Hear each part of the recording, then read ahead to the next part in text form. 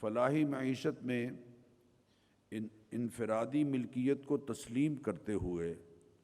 تجارت، صنعت، زراعت کی ترقی کے اسباب اس طرح مہیا کیے جاتے ہیں جو اجتماعی مفاد پر اثر انداز نہ ہوں، کیونکہ کوئی معاشرہ اس وقت فلاح کی بہترین شکل پر ہوتا ہے جب اس کے تمام افراد کو ایسا فائدہ ہو کہ کسی مخصوص فرد کو مزید فائدہ پہنچانے کی صورت میں دیگر افراد کے نقصان کا امکان پیدا نہ ہو۔ فلاحی معیشت میں علاقائی قبائلی عصبیت کا رد کرتے ہوئے اخوت عام کے اصول کے تحت غیر ترجیحی بنیاد پر وسائل حصول رزق اختیار کرنے کی حمایت کی جاتی ہے۔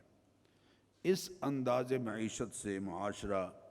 ممکنہ طور پر زیادہ فلاح یافتہ شمار ہوتا ہے۔ رحمت کائنات صلی اللہ علیہ وسلم نے وسائل رزق کے حوالے سے اپنی روشن تعلیمات میں دو پہلو نمایاں فرمائے ہیں۔ نمبر 1، حصول رزق حلال کی باوقار کوشش کو عبادت کا درجہ دیا ہے۔ فرمایا من طلب الدنیا حلالا، معاشرے کا جو فرد حلال ذرائع سے وسائل معیشت حاصل کرنے کی کوشش کرتا ہے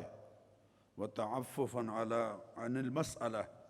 تاکہ دست سوال دراز کرنے سے بچا رہے، اپنے اہل خانہ کو